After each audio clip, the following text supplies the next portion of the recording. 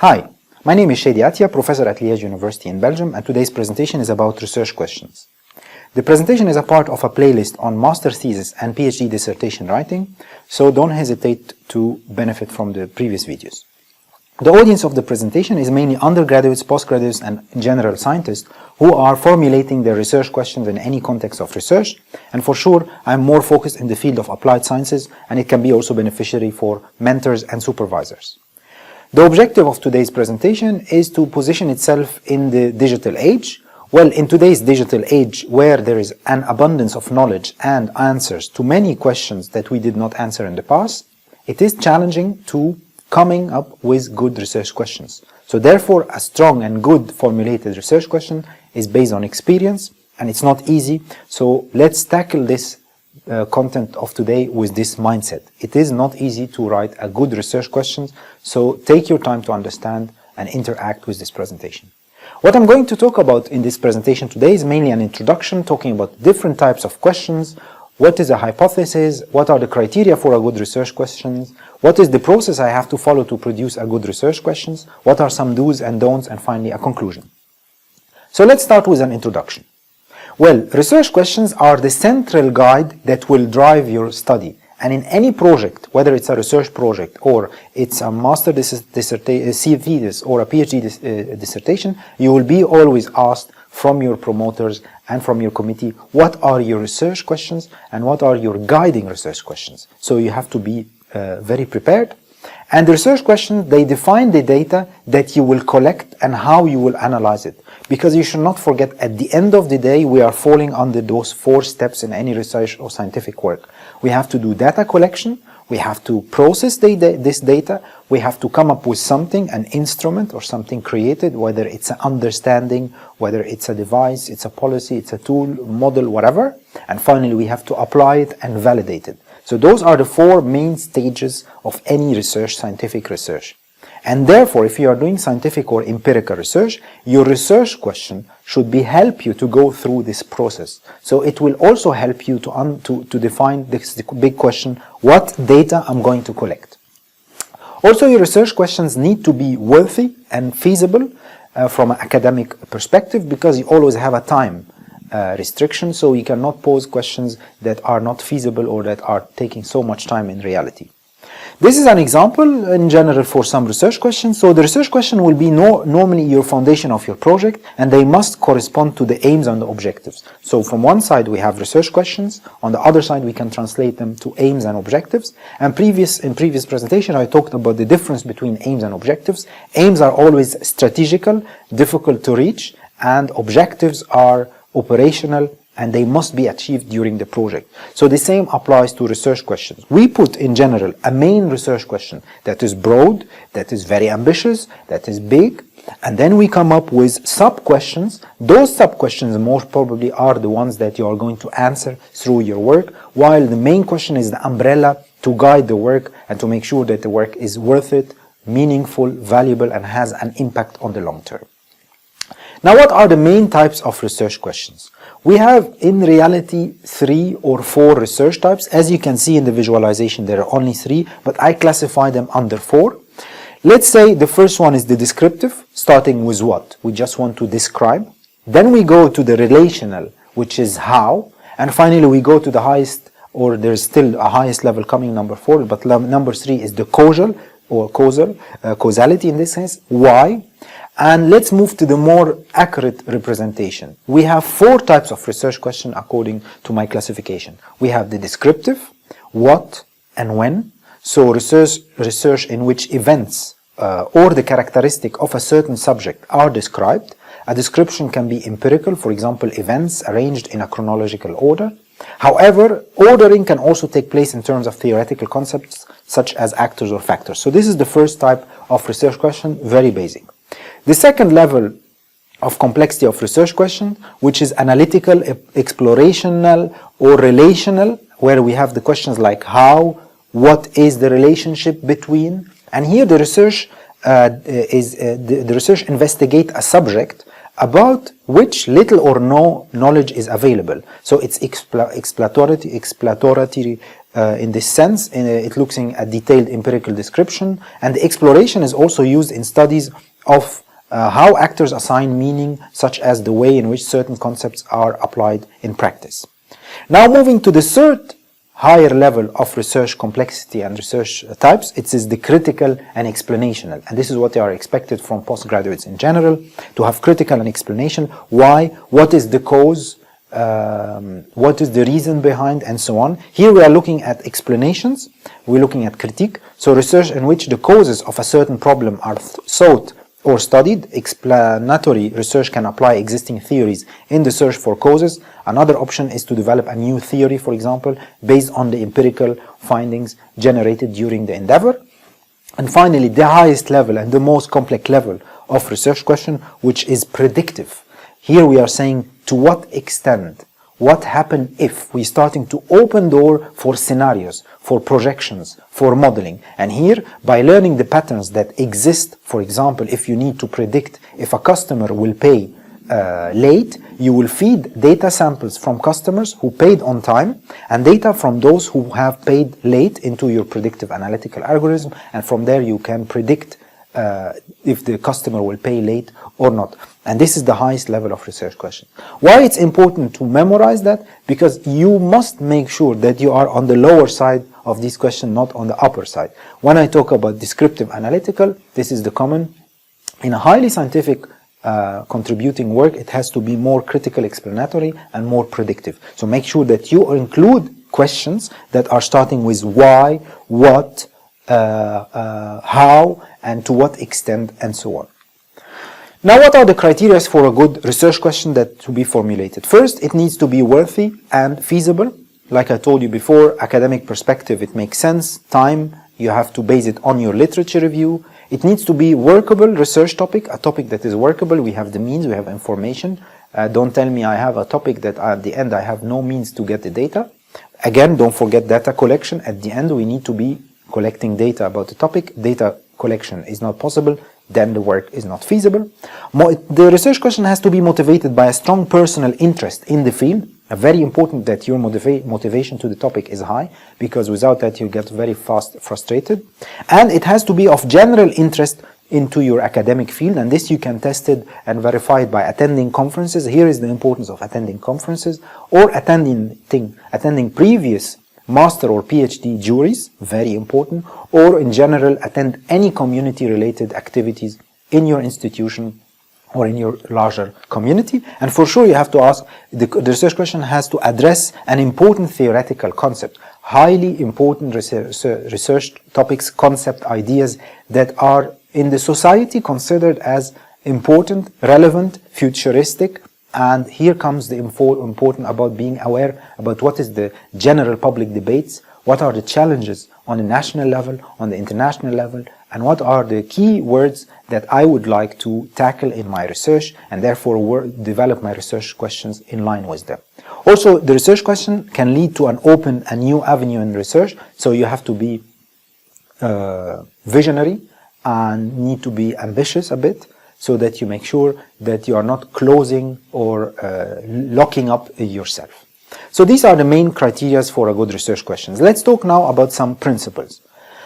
The formulation of your main research question and sub-question is a crucial step. So your research question needs to be clear and focused.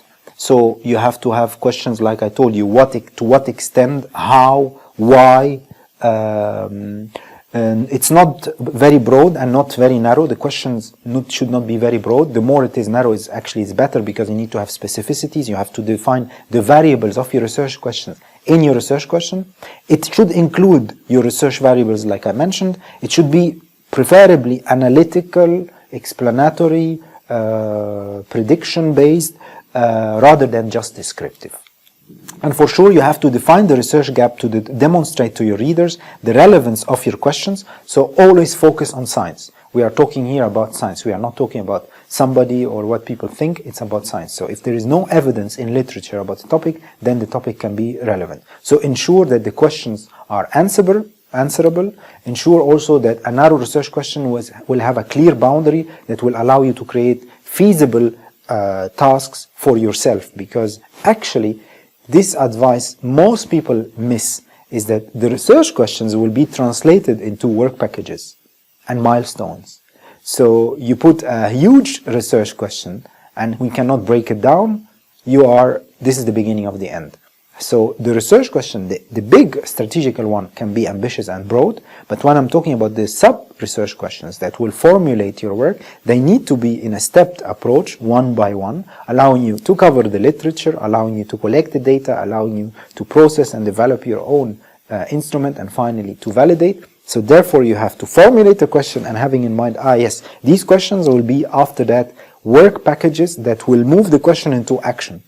And later on, I will even add the time as a third or a second parameter, because then I will say, okay, 3 weeks for research question 1, 4 or 6 weeks for research number 2, 4 weeks for research number 3, and finally you have a budget of your time, and then you can have a Gantt chart. So don't be naive and don't put a lot of research questions in a short time. Actually, per research question, we are talking here about 4 to 6 weeks, meaning that if you have a study of 3 months or 4 months, all you can have is to answer 2 or 3 research questions. If you have something on a period of 4 years or 3 years, you can maybe have also 5, 6, maximum 7 research questions, and then you can break them down. But this idea of translating the research question into workable action is very important, and for sure ensure that your research questions are clear, focused, and easy to understand. Very important. This easy of understanding, no jargon, no complicated language, no abbreviation, no acronyms. Don't be condescending. Just write questions that people can understand. Now, if you want to know about more principles, I always advise you to go follow the Congress with the theory and methodology. There's previous videos about how to do a literature review, how to do the theoretical framework of your research, how to define your study variables and how to operationalize your research, and finally also how to do a study conceptual framework. All these videos are previously published on my channel. Don't hesitate to watch them first to make sure that your knowledge experience or your knowledge content is increased regarding research, and from there you can better formulate your research questions. Now let's move to the process of formulating my research questions. First of all, I have to craft a strong, relevant and worthy research question. It is an iterative process. It's not like one shot, I have 1 day to work on my research question, here you go, I have them. It's iterative. You have to do them on long term, and it takes you maybe at least 3, 4, 5, 6, 7, 8 weeks to mature, make them good. And this means that you have to come up with the first round of research question, formulate them, reformulate them, share them with the supervisor, share them with your peers, rethink, check your variables, do operationalization, check your study conceptual framework, come back, and so on, so that you refine, keep refining, so that the research questions are refined.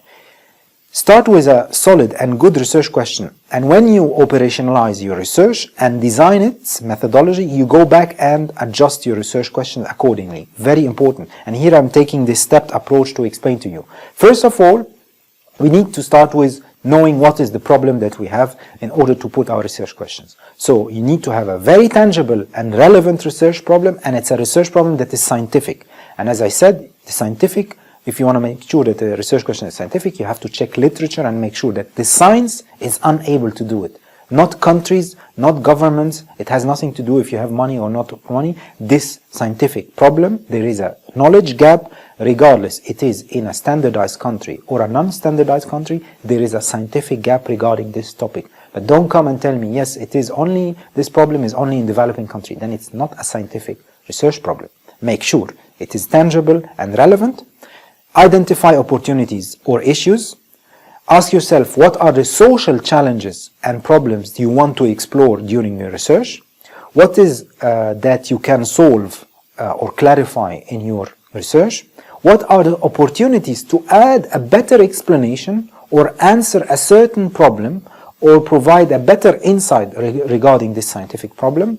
And for sure, make sure that there is added value of your work. Without an added value, the work is not worth it. And to make sure that you have an added value, or this work has an impact, or is important, or is relevant, or people find it beneficial or useful, you need to connect to the community that defined the problem. So you need to make sure that this problem is not only for you personally, subjectively defined by yourself. No, it's a problem defined by a community.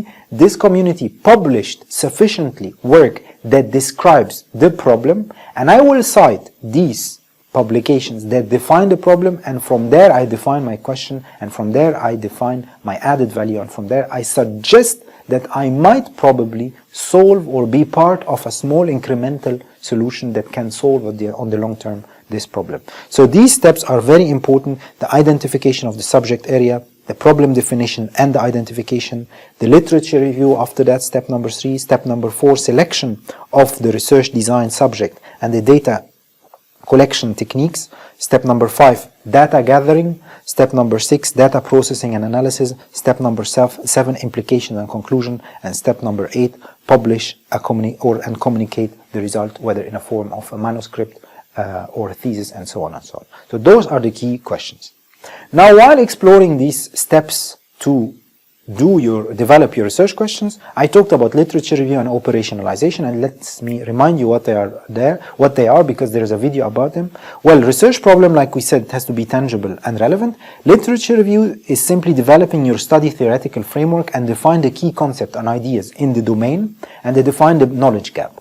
And operationalization is simply creating the scientific and concrete methods and procedures to measure and manipulate variables. So this will bring you down from simple theories and concepts to specific variables that you want to investigate and measure and check correlations, associations, influences for those specific variables. And from there you have a very specific research question that is doable, and it's not at all good to have broad research questions.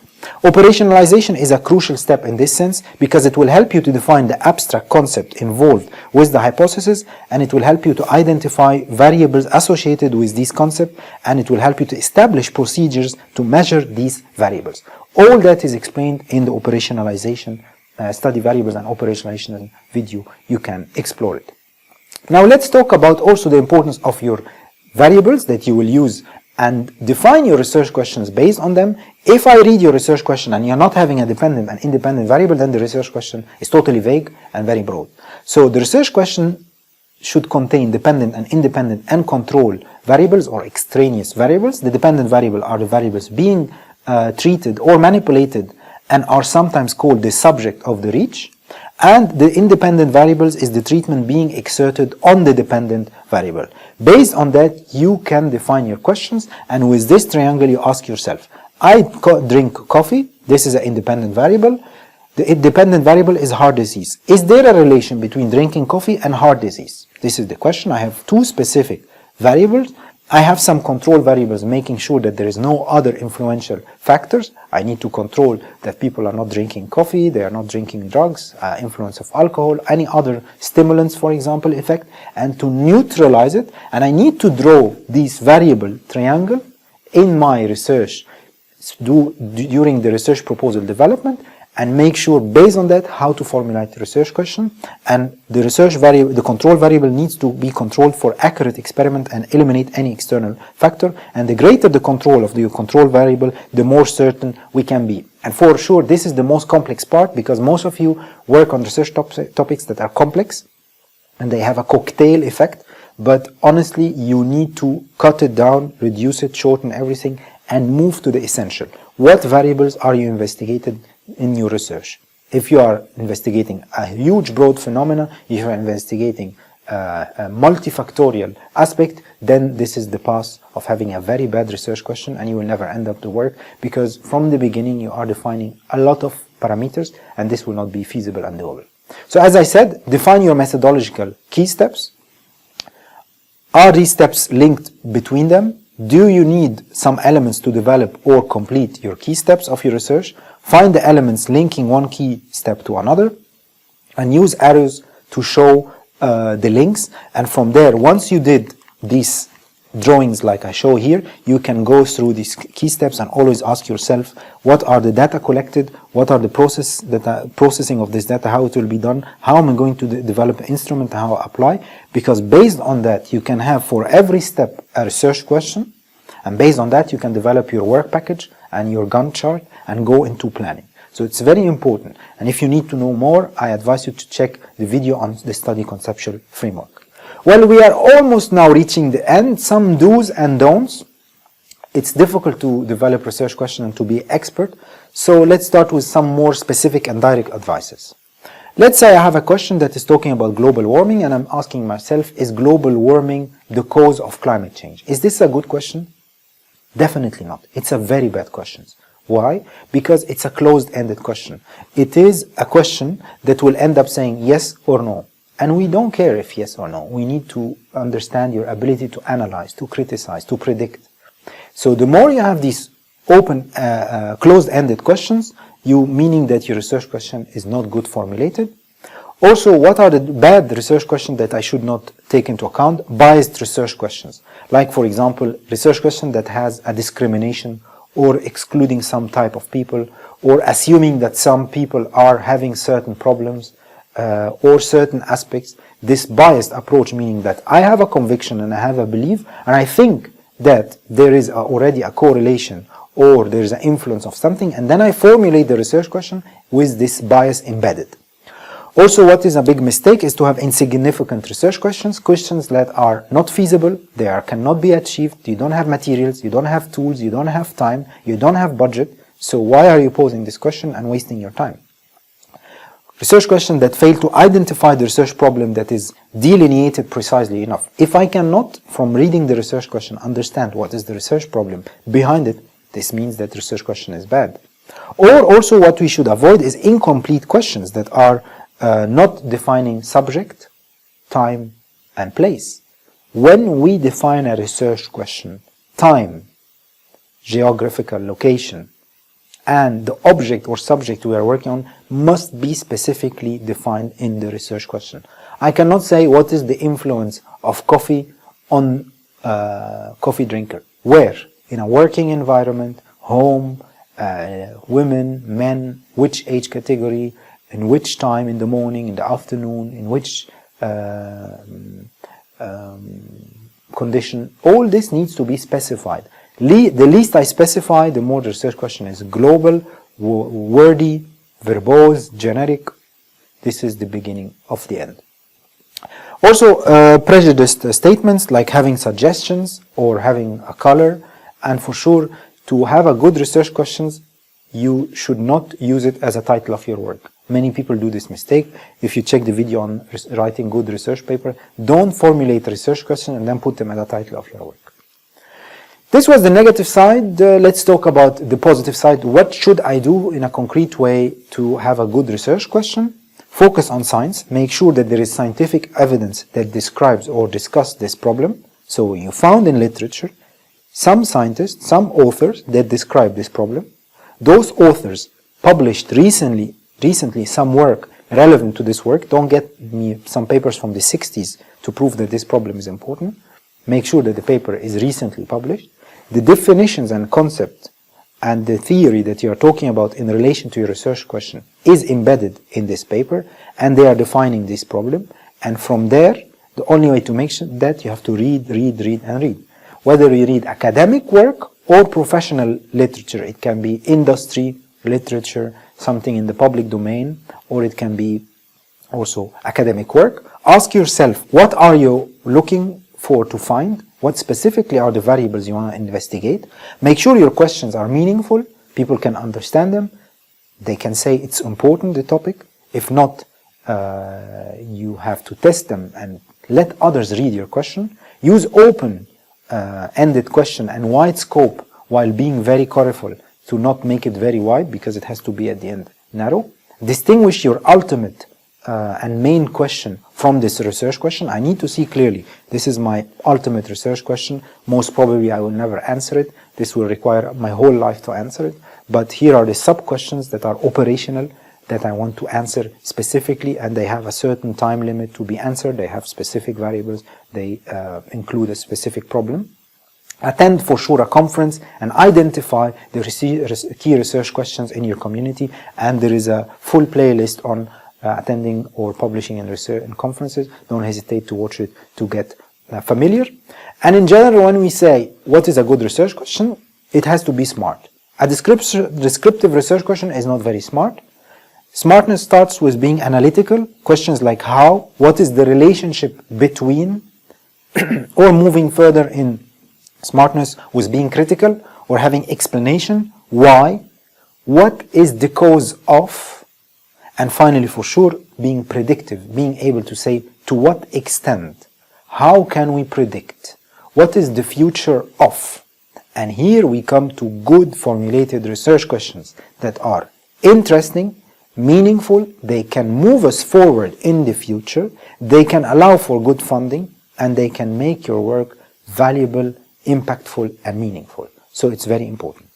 Well, I end up today's presentation with some personal advices.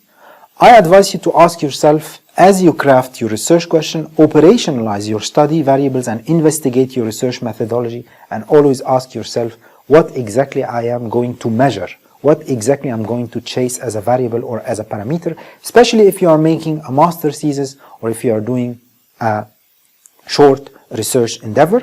And don't forget to take into account the data collection aspect. You are at the end dependent on what is the data you can find, so make sure that you are looking for data that is feasibly to find. What is your study looking to find? It's very important. Do I have hypothesis that guides my question? What is my independent variable and my dependent variable? What data do I need to answer my questions, and do I have time to answer these questions? Because you need to be pragmatic. If you have to deliver your thesis in a certain time frame and the research questions will require longer time, cut them out, finished. You have to reformulate and propose, articulate new research questions that can be feasibly done in a certain research frame. Make sure that you to ask yourself, would my study results add to the established body of knowledge by shedding light on something new or something that is under development? Your research question should be original contribution to the advancement of scientific field. Very important to ask yourself. Define the research gap and demonstrate that your readers the relevance of the question. And as I told you, the only way to research to prove relevance is to prove that the problem is already described in literature, others are tackling it, and I am building on what has been done, and I'm trying to position my work and define your own edge for your research. Ensure the questions are answerable, like I told you before, the pragmatic aspect, and for sure a narrow research question with clear boundaries will allow to create a feasible task for yourself. At the end of the day, in many academic contexts, especially if you are doing a dissertation or if you are doing a thesis, we cannot judge the candidate only based on the result. Most of the time we judge the candidate based on the methodology used. So it's very important that you use robust research methods, be pragmatic. The result can be negative or positive. Maybe you have no result. It doesn't mean that you are not going to have the graduation, but it means that you are consciously following stepped approaches and you are tackling serious problem. And for sure, ensure that your research questions are clear, focused, and easy to understand. Final notes, some bullets. Questions are like bullets. Aim well and you will hit your target cleanly. Exactly. If you are taking your gun and looking all over the place and you have a lot of keywords, a lot of concepts you want to address, and you want to have this correlation with that correlation, with that correlation, with that correlation, bye-bye, good luck. You will not make it. You have to aim. If you are aiming at a target, it is one variable, maximum two. If you don't do that, it will be impossible. Unless you are working with a big team and you have a huge fund that will allow you to do a multi-criteria approach. So please check and aim well and hit your target. 1 parameter maximum, 2 parameter maximum. Start with a general question so that it gives you an overall umbrella for a strategical question, and then develop your study conceptual framework that will allow you to understand and grasp some feeling and idea. What will be the main steps that I will perform from data collection, data processing, what instrument I'm looking to develop or understanding or insights, and what will be my validation and what is the effort to do this validation or this application. Include your research concept and variables in your research questions after doing the study conceptual frameworks, and then address the cause-effect hypothesis relation.